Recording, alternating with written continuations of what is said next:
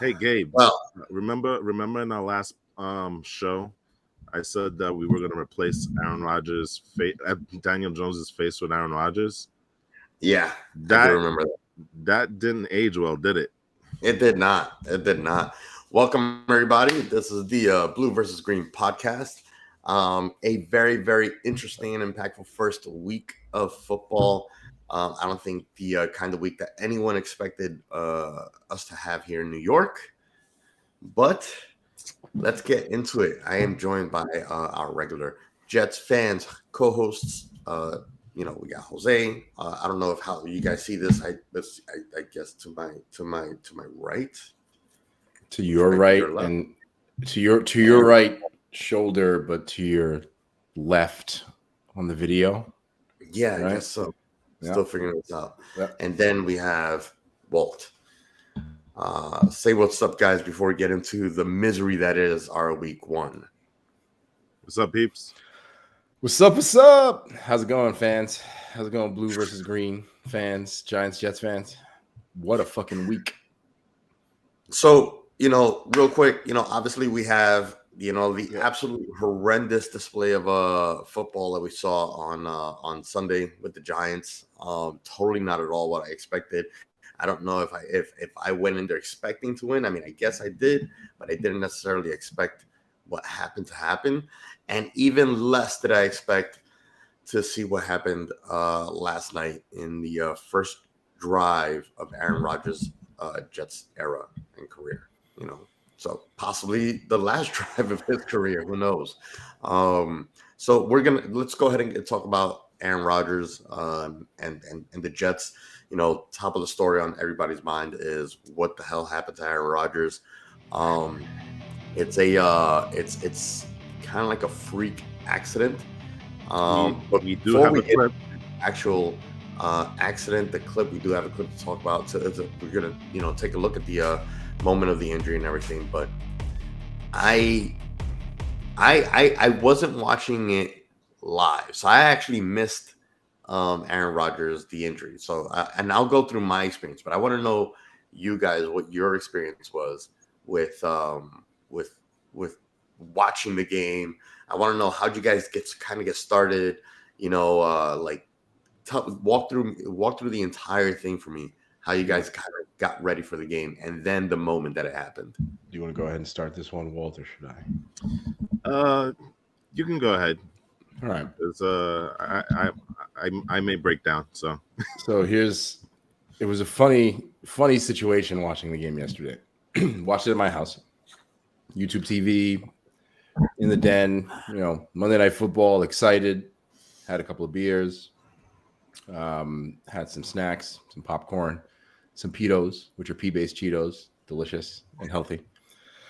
And I had a friend over from here, a neighbor, a friend here in Atlanta, who just happens to be from Wisconsin and is a Green Bay fan. And interesting. Yeah, interesting, right? Wanted to come over and watch the game. Didn't, no ill will towards Aaron Rodgers. Definitely was in the mindset of Green Bay fans that wanted to move on and get to Jordan Love, which looked pretty good. I'll just mention for Green Bay fans and for my friend, looked solid against the Bears. They were playing the Bears. They were playing the Bears, but you want to see a decent young quarterback. I don't want to get into it too much, right? But you want to see a decent young quarterback beat those teams that he's supposed to beat, right? And do that. But anyways, I'm watching with my friend, Green Bay fan, and we start watching the game, and we're chatting a little bit as the game's getting warmed up, half paying attention to it. Watch the first drive. Jets defense does what it does. Amazing, incredible, great start. Josh Allen looking flustered like he did last year, all year. Then we get to the first four. What was it? 5 plays and 4 plays with Aaron Rodgers trying to throw. Right, I think was the beginning of that drive. And you see Rodgers. I saw Rodgers like kind of running around at the very beginning, and like in my head, I'm like thinking of like making a joke. Haha, what if he gets injured like right now? Because the offensive line is somewhat of a weakness with the Jets. We've talked about it, mostly because of uncertainty, right? And then that all came right to a head in that moment yesterday because, you saw Aaron go down, right? He looked frustrated for a moment, right? When he went down from the injury. And then he's standing there. And you're like, okay, well, shit, this team really needs to protect this guy. He's 40 years old. Like, what the hell's going on out there? Like, get some blocks on some people. And then he falls down and he goes to the ground.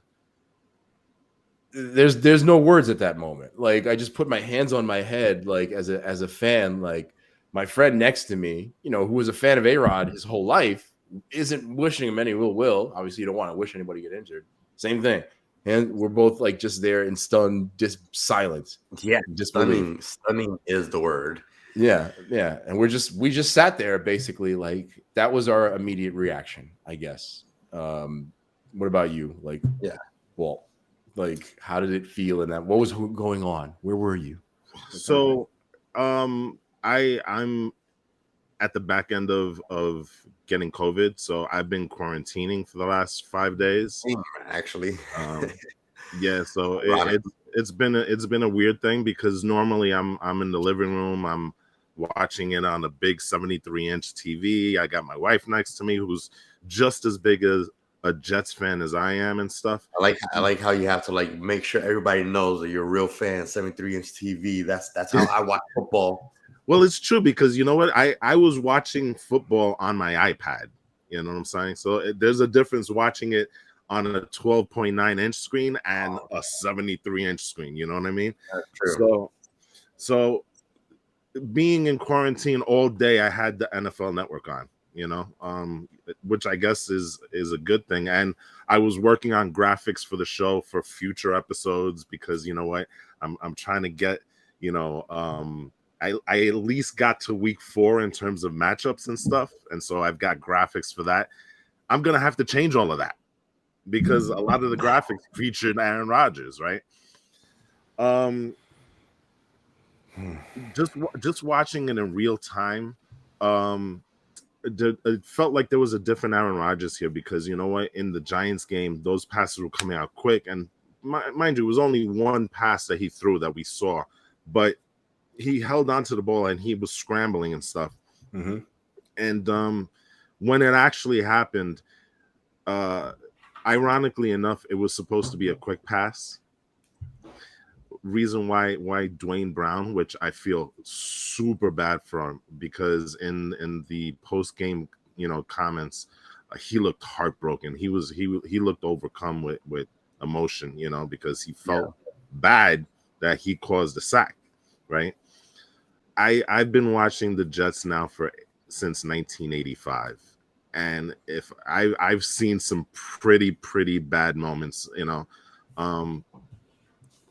I've seen the Jets go 10-1 and then lose their last 5 games and just barely make it into the playoffs and then lose to Vinny Testaverde. And ironically, in 1999, Vinny Testaverde, the last time the Jets were favored to be a Super Bowl, he went out with an Achilles injury.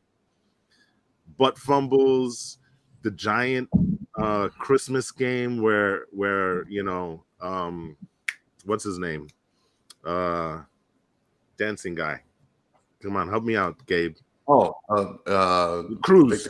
Victor Cruz. Yeah. I've seen it all with the Jets.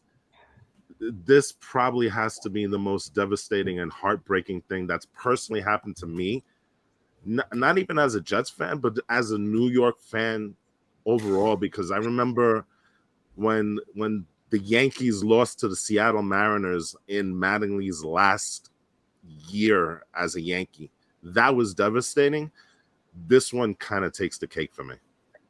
This one does have to take the cake, I think. I think for this is going to be one of those like most devastating moments, possibly top 5 most devastating moments in sports history, barring any. I mean, not that this isn't serious, but like for example, the Hamlin cardiac arrest that happened last year, that's in a whole different class on its own. Mm-hmm. Sure. But outside of that, as far as like disastrous thing to happen in sports, this has to be top 5.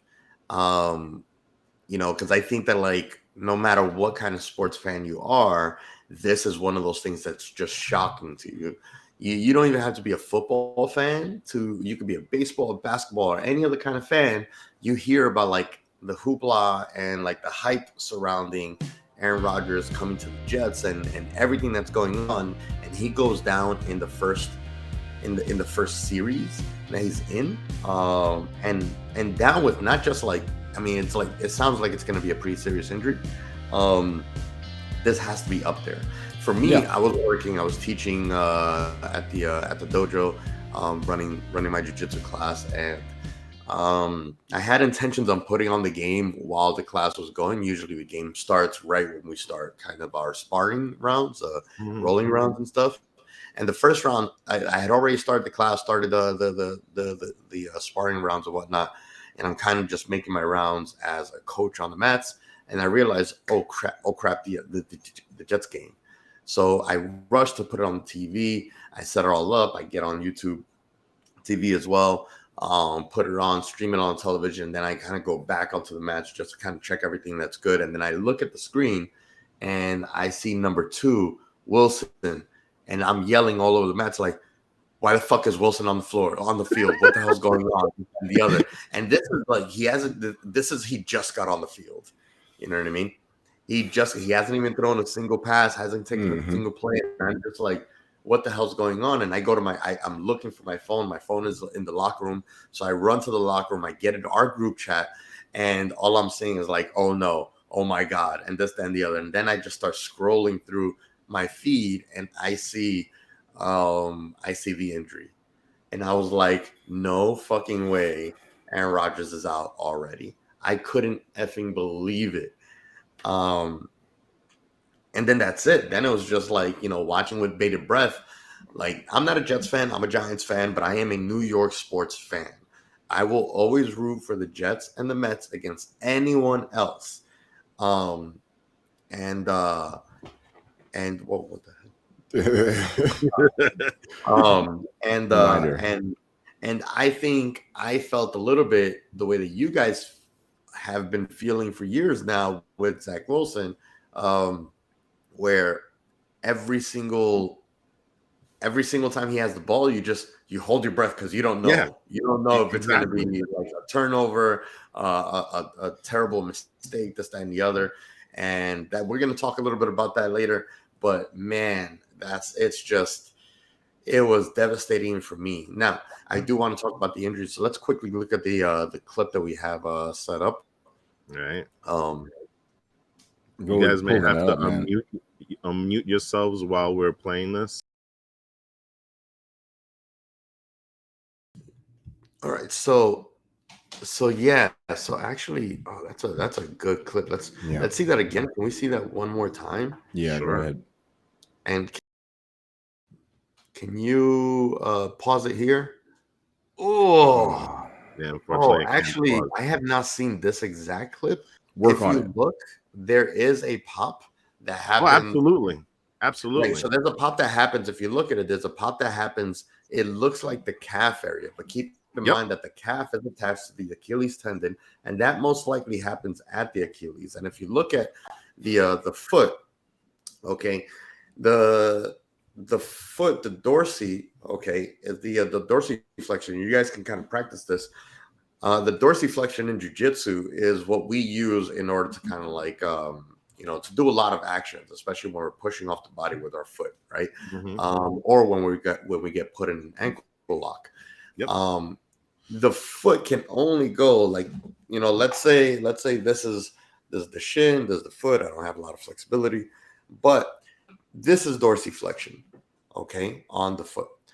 It can only go so far. When it goes too far past, what gives is this part right here, which is the Achilles tendon. And the reason that we see that pop is because there's a tear.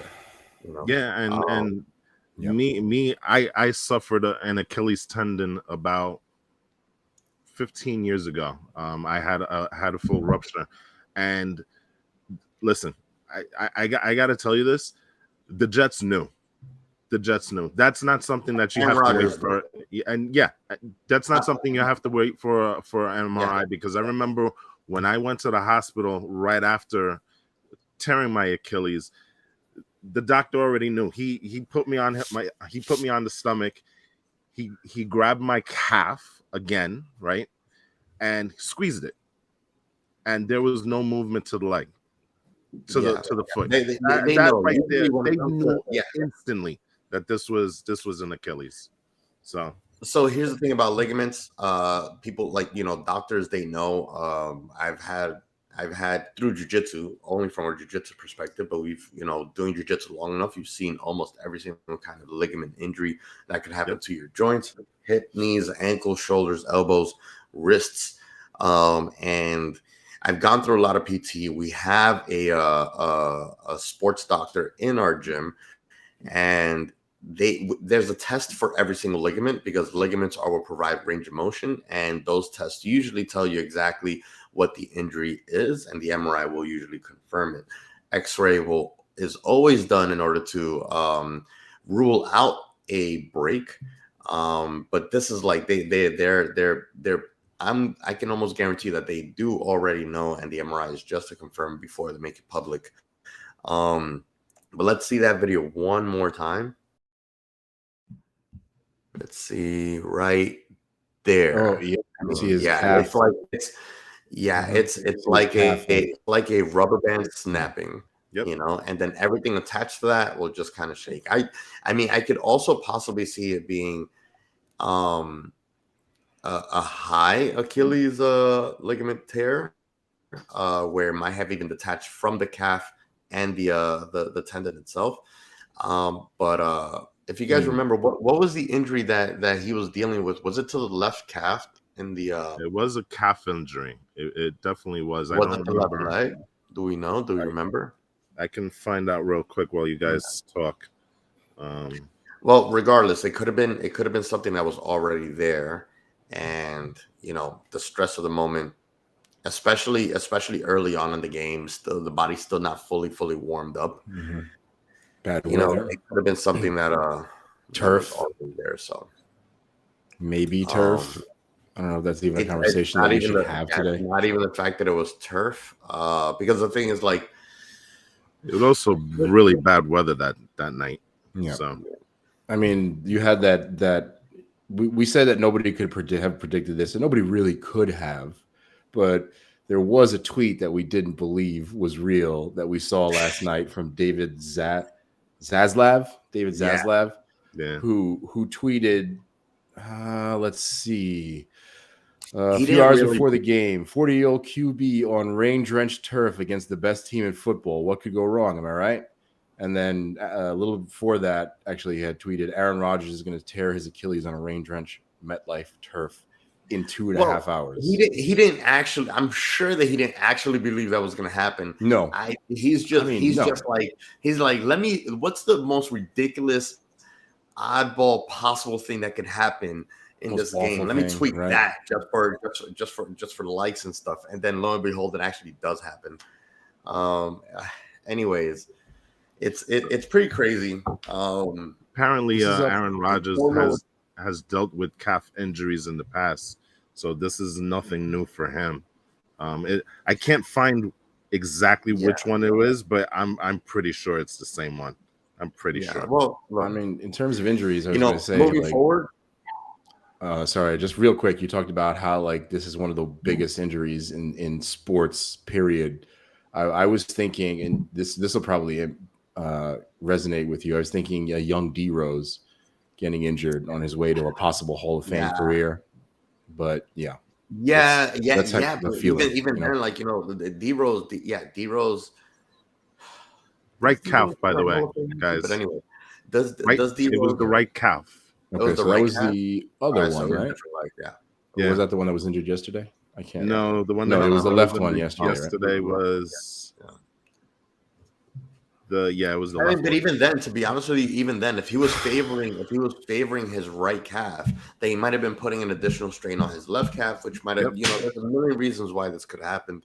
But regardless, it happened, and And we're gonna get into the Jets talk in a little bit, talk a full recap on the game, and see and talk a little bit about what you guys thought that of the game, the amazing outcome of that game. But I want to kind of now backtrack a little bit to the Giants, and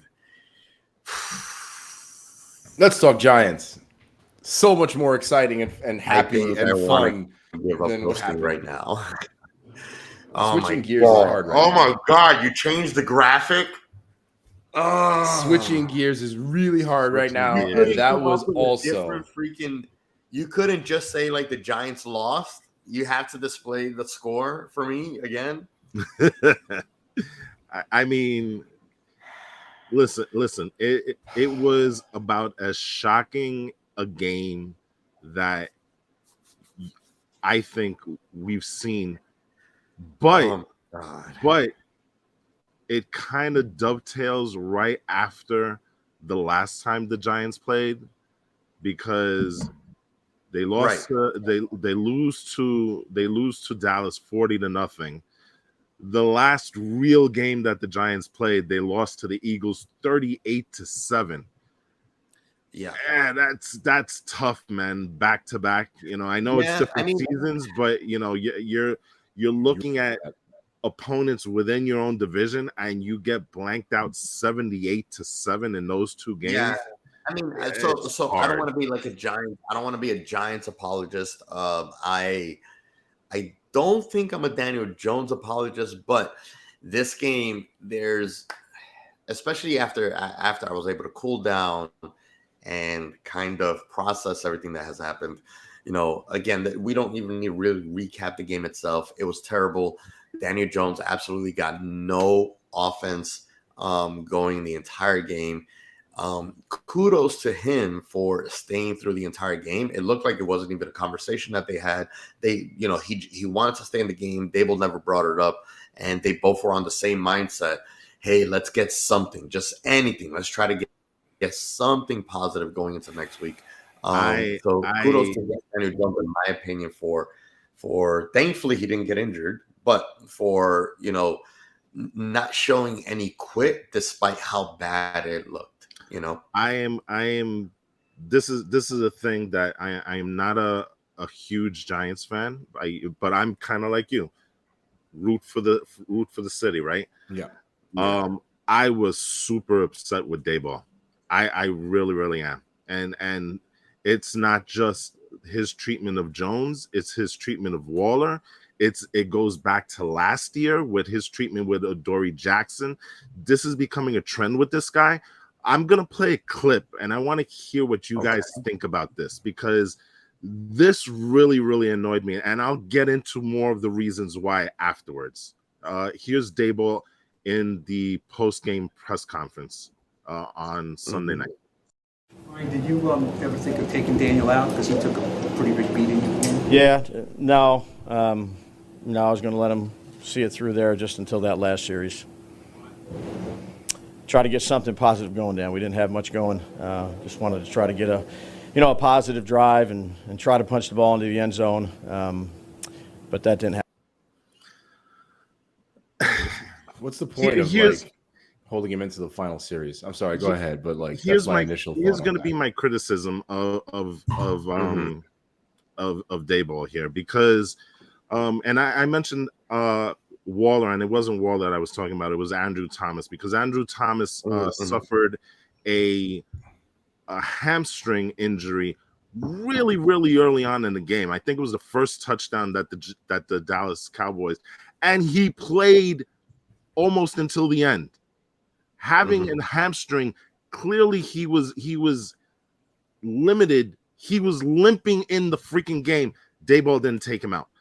Daboll left Jones in for what? Because it was 40-0 with 1 minute left in the game. Why the fuck are you putting your franchise quarterback in jeopardy? And you know what? The stuff that happened with Aaron Rodgers yesterday was the thing that I was afraid of that was going to happen to Daniel Jones on Sunday night. And you know what? It's disingenuous for him to say that the reason he left Daniel Jones in was because he wanted to create a spark, because prior to taking him out, Saquon Barkley was already out of the game. Andrew Thomas was already out of the game. Darren Waller was already out of the game. You're telling me you want to have a spark with Daniel Jones when you're taking his fucking weapons out before? Come on, give me a break. Daniel Dayball, that was a lousy job that he did yesterday on that Sunday night. It really was. I disagree. I disagree. You gotta be kidding me. I disagree. Listen, hold on. I disagree from a certain perspective. The reason I disagree is because if you take Daniel Jones out of halftime and you put in Tyrod Taylor and stuff like that, like that's it. The game, and not only is the game over, but you're telling the rest of your team that, hey, like, we're quitting right now, and you're gonna have a lot less fight, even if it's like your second team. The game was over in the third quarter. I understand. Take him out at that point. Because you know what?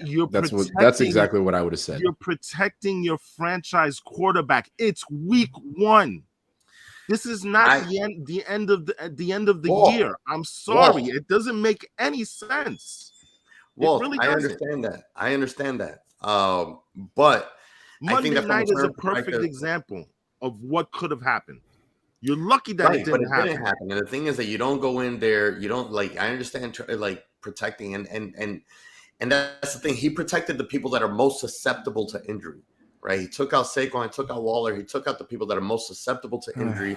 And you can, you don't go in there thinking about what happened to Aaron Rodgers as your first thought. You go in there like, you can protect him by your play calling and whatnot. And but his reasoning, Gabe, was that he wanted a spark. Yes, so he was trying to have his cake and eat it too. But if you're taking weapons away from him, what spark are you going to get? I'm sorry, it still makes no sense. It was 33-0 with 10 minutes left in the third quarter. The game was over. The game was 40-0. I understand. Nobody's disputing that the game was over or not. Even he knew that the game was over. He just wanted to take something away positive. Why is he still in there? Yeah, I don't understand it. There's no way you can hold on. Why like, he's in there? Hold on. How does it make sense? Let me get my thoughts in really quickly. Like, how does it make any sense? Look, listen, Giants fan. I'm sorry, you're not seeing this one correctly. Well, I mean, I haven't even gotten a chance to talk about exactly what I want to do. But I mean, again, like, you got to highlight the fact that, like, how do you create a spark with somebody who already has limited offensive weapons to begin with by taking away the best offensive weapons that he has? What do you want him to do? Who is he going to throw to? Who is he going? Where is he going to run? With some coaching, right? By trying to create it with some play calling, by trying to make some. Play calling right, to hold on. Let me get my goddamn point across. Okay, 1 second, please. Okay. But I feel like you have to address play calling to who? To who? So, just because you take out a couple weapons doesn't mean that just because the other people aren't considered his best weapons, you can't just automatically say that they're not weapons. I understand that they're not his best weapons, okay? But you take out Waller and you take out Saquon Barkley, what, the rest of the weapons don't count? Then for that case, then don't have any freaking players, right? So then just take out your quarterback. Taylor out, hold on. Even if you put Tyrod Taylor out with all of them, nothing is going to happen at all. Maybe even something worse happens. Okay, maybe Tyrod Taylor can't protect the ball as good as Daniel Jones can, right? Maybe Tyrod Taylor anyway. 33-0. You have nothing, okay? But you put your trust in the quarterback, you put your trust in the system, you put your trust in the play calling. It didn't come out the way that they wanted, obviously, but you have to at least take a little bit of that trust in you too. Dable had trust in play calling. He had trust in his quarterback. He had trust in his players that he thought that he could make something positive come out of it. Hey, Gabe. 33-7. Now, what you're saying is not only, okay, yes, I'm going to protect all our star players, but this also means that I don't trust my players to make anything happen. Hey, Gabe. And there's two sides to the coin here. Mixed messages. There's two sides to the coin here. Okay, you can project the message to the team that, that we're going to just protect our guys, but I don't trust you guys to do anything, for these next 2 quarters. Or you can send a message that, like, even though that we're down and out and it's a really shitty situation, we're still going out there and we're going to make something happen. Okay. Because obviously this exact same situation happened in our last game last season. And sometimes you just have to kind of force it through. But Gabe, let me make a couple of points here, because last season it happened in the 38-7 game. There's no games after that. So if he gets hurt, you're fine until next year. This is right. week 1. Okay, I understand. And that being said, bad weather. Let me put it to you this way: did you trust your offensive line that game? Because I didn't trust my offensive line, but I still trusted Daniel Jones, and I still trusted Dable. I trusted You're missing the point, Gabe. At 40-0, and I have a clip that I'm going to put in post. Right at 40-0. Jones was getting destroyed by that defensive line. It wasn't as if Jones was sitting there in a clean pocket having all day to do it. That man was running for his life at 40-0 with 3 minutes left in the game. What is the point of having him there?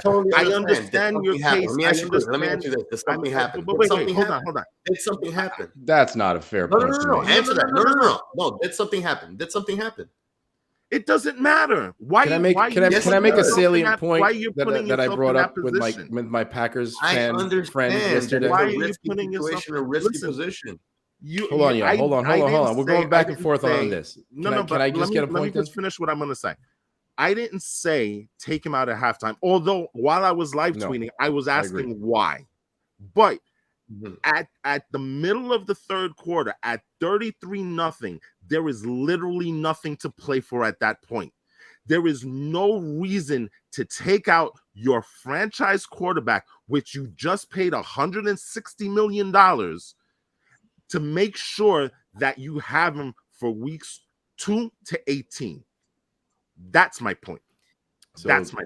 Very quickly, and then I definitely think we need to move on from this point because it's a loaded one. But like the hey, we're going to talk about the game. The simple but from this particular talking point. I can't wait to shit all over the fucking Jets. Oh my god, I was going to be on your side, but fuck your Jets. With my Green Bay Packers fan friends. I'm on your side because you know what? I'm talking about protecting your quarterback so that you guys have a franchise quarterback. Whoa. I'm not if Aaron Rodgers, if what happened with Aaron Rodgers first, then yeah, maybe it's one of those things that like, oh shit, like in hindsight, like yeah, for sure. But that didn't happen yet. I have trust. Nothing happened. So obviously, he trusted exactly what he was doing, and it's a risk that he took, and that's it. All to try. It didn't Y'all pay gonna off. cut me off. I'm gonna cut you off. No. I was trying to make my point there and talk about my Green Bay friend and how an offensive line is the most important successful thing that Green Bay has had for decades. But I'm guys want to talk about cutting off? Because you're gonna cut me off when I'm talking about it. One Giant fan on that's the nonsense. You paid all this money to a young quarterback to put him in jeopardy with nothing on the line, with so much time left in the game, with the entire season left. It's nonsense. Daboll was a moron for that. He was out-coached in that game, and that was the stupidest thing that he did, if you want me to be completely honest. Again, the offensive line is something that that you build success around, that so many teams don't pay attention to, and the Giants haven't done it for decades. They left Eli Manning out there. We were talking about yesterday. Think about this. If Eli Manning had a fucking offensive line for his career, can you think about how many Super Bowls he probably would have won? 2 wouldn't have been the limit. We probably would have been talking about maybe 3, 4, 5. Eli Manning wouldn't be in this conversation where he's like kind of, oh, is he an Hall of Fame quarterback or is he not? Like these things would not exist if y'all had an offensive line. Yesterday, your offensive line showed massive weakness, and y'all literally pulled an Andrew Luck and said, you know what? Fuck our quarterback. We don't care about him. Like, we're going to put him out there and let him get his ass kicked, because he was getting his ass kicked. It wasn't like he was completing a couple of passes, struggling. He was getting hit. He was running. He was falling down on plays. So much injury risk. He was hit Yes. Like I can't. I just 66% got to of the say, no time. way, no way, no way. Yes, He I know he was this. hit 66% of the time on passing situations. That's insane. Understand that. Usually the high is maybe in the 40s. Think about that. That's 2 out of insanity. the 3 times he got hit.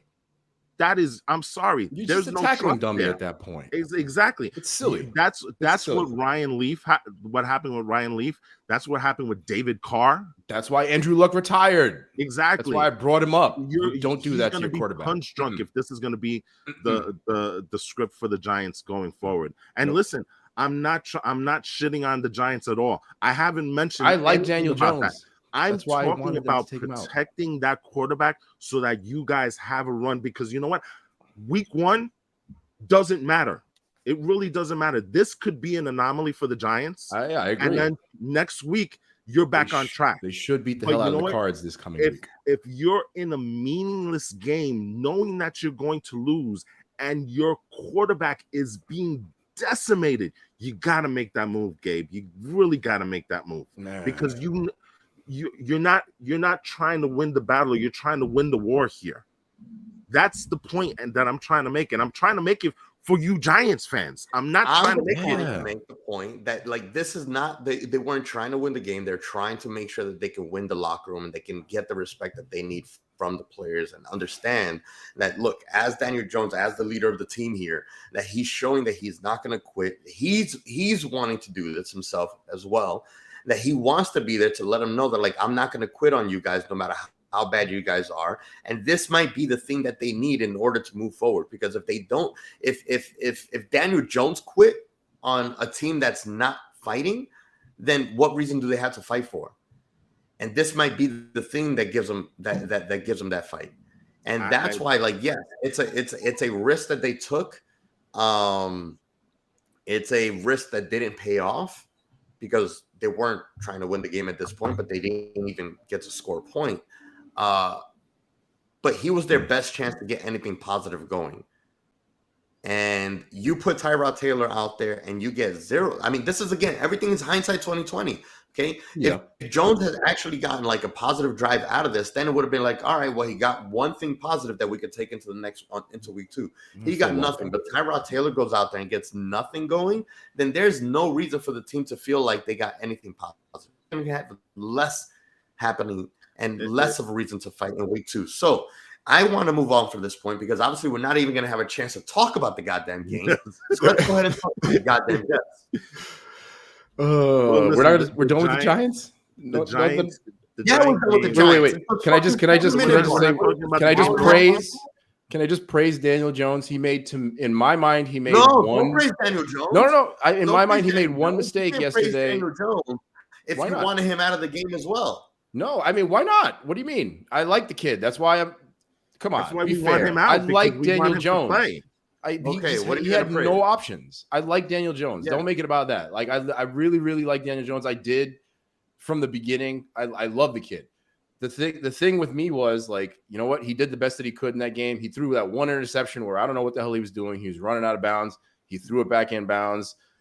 That was the one, like, complete mistake that he made in that game. The fact that he only had 2 interceptions while running for his life and getting smacked around on 2/3 of dropbacks was impressive.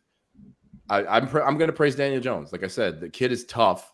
I think that's kind of the point you're trying to make also, right? He wants to show off his mental toughness. He wants to show something to the team. He showed that. And I'll leave it at that. I want to give Daniel Jones some praise, because that was a positive to me. He's a tough kid, and I hope that he has a great season. I think he's going to do great against the Cards this coming week. Listen, the best thing for the Giants, things to do is just to forget that game even happened, and just move on. That's all it is. No. They have the Cardinals. Listen, nothing positive came out of that game. Best thing that the Giants can do is never forget the game. They should be playing that game right there as soon as you get into the locker room. Remind every single player that this can never happen again. They need to not forget how bad that performance was. I agree with Gabe here, man. You got to have a chip on your shoulder after this, especially with how bad the Cowboys have beaten them the last over and over again. This streak is You know continuing. what's interesting about this is because that Giant game actually started out with a lot of promise because they were on that first drive. They were driving for a touchdown there. And then Penalty. you had the holding penalty. Then you had, I forget what it was, was it a fumble or something? It just kind of snowballed from there. And, you know, the one thing that you're going to say, the right line of that offensive line really needs to be taken a look at. With Glowinski and Evan Neal, and those receivers were, I think they're still trying to find MetLife Stadium because they never arrived. Yes, that on Sunday night. Yeah. There has to be an emphasis on getting those kids involved. You know, and I think this is where the lack of a wide receiver one in that group is probably really telling for them right now. But Shane has some work to do with that team, you know, because they need to get that thing working if they're going to compete in the NFC East, because the NFC East is looking pretty stout. So the East and the AFC and the NFC, the two best divisions in the league right now. Yeah, so absolutely. It's going to be a nightmare. Freaking.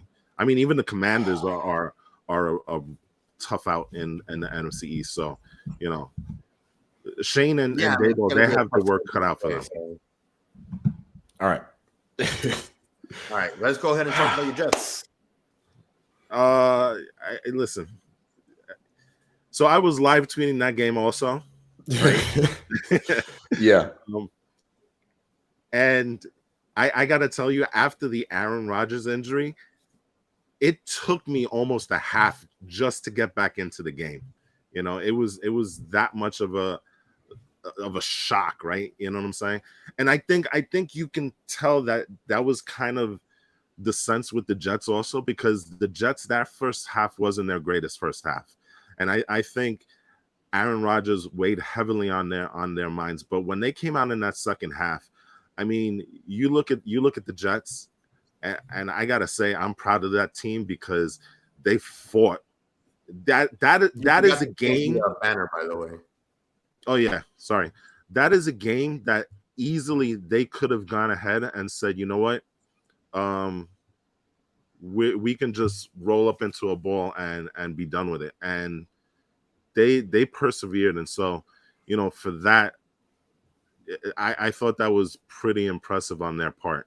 But, you know, I thought the Jets were very impressive, actually. I held, you know, with bated breath with every single possession that Zach Wilson had the ball. It's true. I will personally, I mean, I think that, like, I don't know how you guys feel about Zach Wilson, but I think that I think that the Jets did a lot of carrying for him, and he didn't look that impressive. He looked pretty much like, if you look at any of the Zach Wilson wins from last season, this is what it looked like. It looked like Zach Wilson kind of not performing as an amazing quarterback, maybe hitting a couple really nice throws, but under maybe not the best decision making throughout the entire game, and the defense picking up the slack and the offense making plays that otherwise, you know, any other offense wouldn't have been able to make plays from. So, and plus one already top 5 throw of the entire season, which I really want to talk about. You know, that's one of the greatest throws I think I've ever, or catches rather, that I've ever seen in football, because of what happened in that sequence of events. But also, my biggest takeaway of the game is that Zach Wilson is still Zach Wilson, despite how much better your team is on defense, offense, and special teams, especially special teams. But Zach Wilson still seems like Zach Wilson. Now, after Aaron Rodgers comes back, I think he's on the sideline with a boot, but this time with a mic on his head and speaking into Zach Wilson's ear. Maybe we'll see a little bit of a different Zach Wilson, but it looks like Zach Wilson is still the same. Well, okay. So let's address the Zach Wilson point first off. Zach Wilson in the first half absolutely was all the same Zach Wilson. Threw an interception, looked really frustrated, looked really flustered out there. myself and my friend were talking about, like, is he the most excited person on earth right now, or is he the most terrified person on earth right now? And we were like, it's number two. He's so terrified right now. It's not the same excitement that he had in his first couple of years where he had a little bravado and he was like, I'm going to be the leader of this team. He accepted his role, I think, as like the backup behind Aaron Rodgers. He was fully expecting, I think, to play a season behind Aaron Rodgers, at least to me. The second half was a different story. Now, did he do anything particularly that would make you say this is a completely different quarterback? No. Did he do a few things differently in that second half that made you maybe think that there might be something there in terms of a better game manager? Yes. You got to remember, this is the Bills. The Bills are a fantastic defense. This is Monday night. This is after Aaron Rodgers gets injured. This is like every single pressure that's weighing down on this kid who has been through so much pressure and has not responded to it well in the past. So the fact that he didn't have a turnover in the second half was fantastic. Now, I know that he leaned on a lot of his weapons. Breece Hall was incredible yesterday. Dalvin Cook did what he needed to do out of the backfield in terms of catching the ball. Garrett Wilson, right? You talked about it. That catch, absolutely amazing. The other thing that to me that's notable, and then I'll turn it over to whoever wants to speak about it next, was last year this defense was elite. This year this defense might be championship caliber. I mean, if yesterday is any indication, the only thing that the Jets couldn't do last year was take the ball away. And holy shit, Jordan Whitehead especially, like the amount of takeaways they had. And I know that Josh Allen, for all of his, being one of the best quarterbacks in the league, him being turnover prone is his biggest weakness. So that's the thing you would expect. Only after Dable and Shane left. Because when Dable and Shane were there, he had like one of the lowest turnover stats in the entire league. Yeah, he has to learn how to like protect that ball, especially when he's running. But like the defense was unbelievable in every aspect of the game for the entire game yesterday. They kept us in that game. They won us that game. Well, maybe they didn't win us that game. Like you said, special teams was incredible. I think they won you that game. Yeah. But yeah, they won. They did win us that game. And special teams put the cherry on top, right? And just as a special mention, I guess, real quick, like Xavier Gipson, the undrafted free agent, the story from Hard Knocks, the kid that everybody was kind of rooting for, nice kid, gets that punt return touchdown. I think it was a 67, 68-yard punt return touchdown, something like that. Incredible in overtime. Incredible. To you. So I'm gonna touch on three things here. Zach Wilson. Zach Wilson, I've got some stats here because I pulled his splits right after the game. In the first half, he was 5 of 8 for 41 yards. The second half, 9 of 13 for 99 yards. In that fourth quarter, he was a perfect 3 for 3. Now, one thing that I will say about Zach, he went into that locker room and he rallied his team. This is something that both Garrett and I believe Breece Hall mentioned, where he pulled that team together, the offense, and he said, guys, we're going to go out and we're going to win this game. So I think there's some maturity that Zach is showing there. You're right. Nathaniel Hackett, Robert Saleh, they put him in the best position not to fail. They didn't give him, long passes. Everything was 10 yards and in. But you know what? This is how this team is going to have to play for right now. You're going to be looking at short passes. You're going to be looking at a lot of 2 personnel packages, meaning, you're going to have 2 tight ends, 2 running backs, things of that nature. That's how this team is going to work from going forward. Now, in terms of the defense, you're right. That defense played his ass off, except for Sauce Gardner. Sauce Gardner probably had his worst game as a Jet. And after the game, he acknowledged that. And he said, you know what? I was a little tired. I didn't prepare well for that. Those are things that concern me because I think that means that Sauce was kind of drinking his own Kool-Aid. And I think this was a wake-up call for Sauce that, you know what? It's not given that you're going to be an all-pro this year. You've got to work your ass off for it. And I think this is a good thing. This was a good wake-up call for him because he was targeted, I believe 5 or 6 times. They were all completions. Mm-hmm. You He know, got torched by Diggs. He did. So he had probably his worst game as a Jet. In And he did terms look of exhausted, man. yeah, in terms of Josh Allen, I kind of think that Josh Allen, the Jets are kind of living rent free in Josh Allen's head right now, because since last year he's had some of his worst games against the Jets, and then he'll go out probably next week and have a great game and stuff like that. One interesting stat that I noticed, he actually had a worse quarterback rating when he was not pressured, and 2 of his interceptions came when he was not pressured. So I think the Jets defense is kind of living rent free in Josh Allen's head right now. And he even mentioned afterwards, same shit, same day. He even acknowledged he's having a problem with this Jets defense. So those are the things that really stood out for me. And that offensive line needs to work a lot better for this team to succeed. Because and again, I hate to say it, I feel super bad for Dwayne Brown, because Dwayne Brown was just, he was near tears at his locker room, talking about what happened with Aaron Rodgers. This team needs that offensive line really to pass protect. They were good in run protection. Pass pro was not good for them. So those are the things that stood out for me in that game. I mean, I think that there's like a couple, you have to kind of take into account like the gravity of the situation, the how big week one is for every single huge moment and stuff, and it's a huge moment.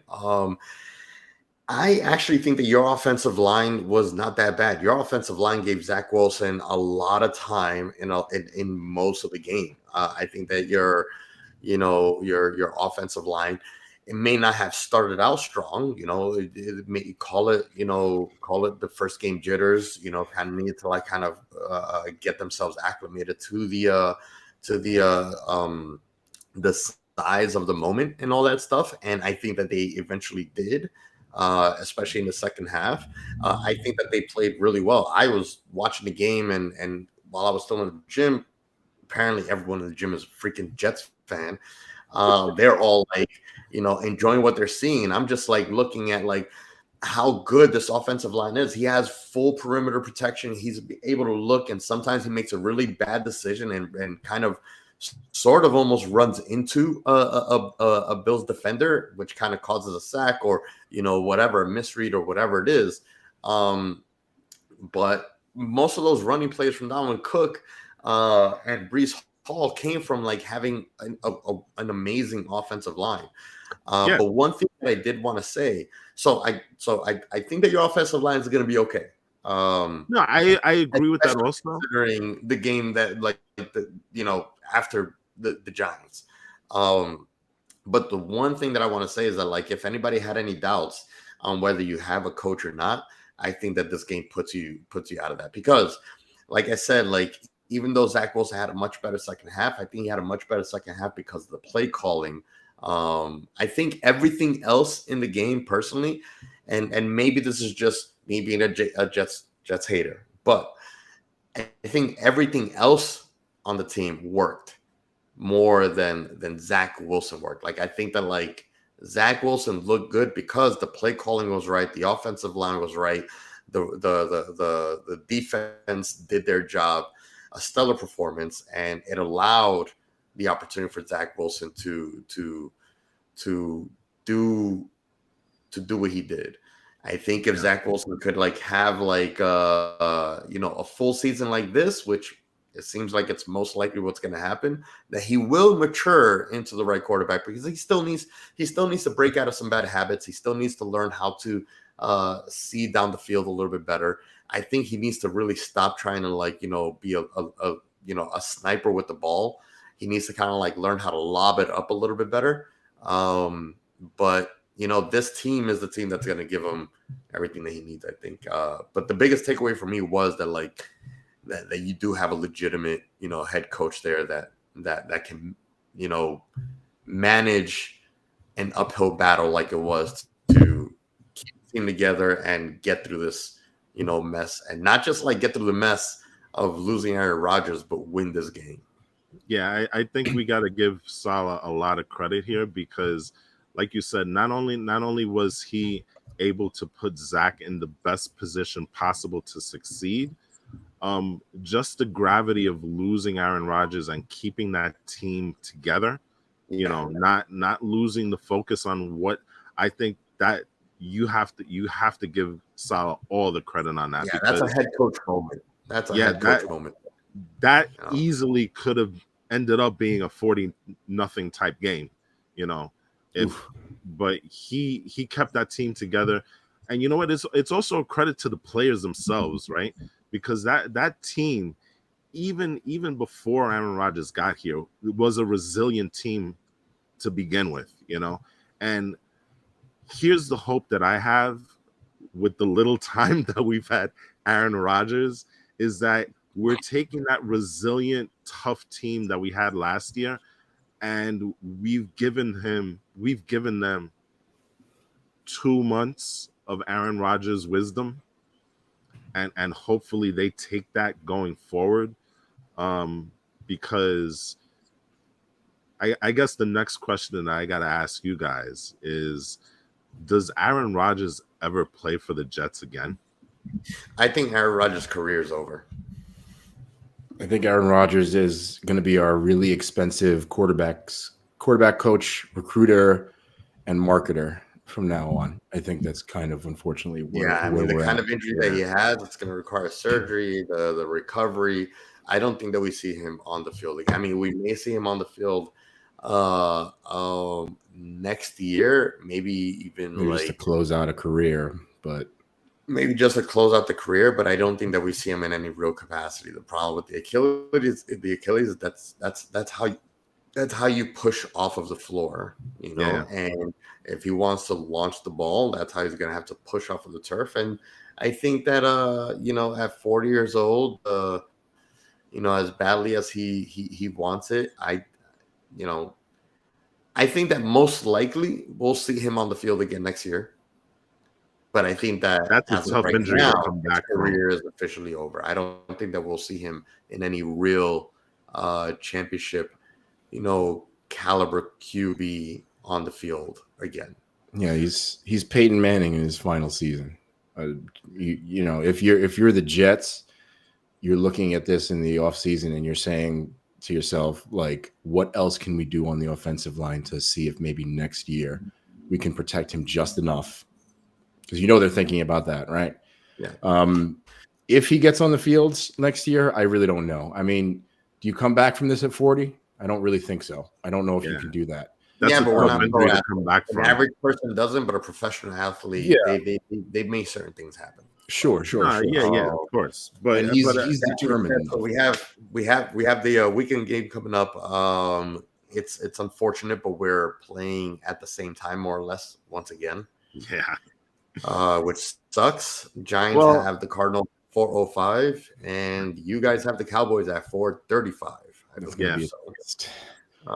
By the way, shout out to Hackett. Let's not forget Nathaniel Hackett and all this. You're talking about Zach Wilson. Like, that's going to make things a lot easier for this kid. Hopefully, if there's a silver lining to the Aaron Rodgers injury, we keep our first round pick for next year, because Aaron Rodgers clearly is not going to play 65% of the snaps for the Jets this year. So that's true, actually. So kudos to Joe Douglas for including that clause in there to protect that first round pick, because imagine if this happened and we lose our first round pick for next year. That would be just imagine he plays just one game that brings it to 66 and then he's down. Yeah, it's crazy. So anyway, I think to close this out, clearly us Jets fans, we've kind of readjust our expectations, because before we were talking Super Bowl. I don't know I'm not unless readjusting unless anything. Zach. I mean, right now it's like make it to the wild card. Yeah, exactly. I think we really need to readjust. So, that being said, we're done. All This right. week at least. Thanks for sticking with us in this eventful little show that we had. And don't forget to like, rate, share, and subscribe. Hit us up if you guys have anything to say. Until next week, we'll see you then. Peace out, everyone. All right. Yeah. Go Giants. Go Jets. Go Jets. Peace out, y'all.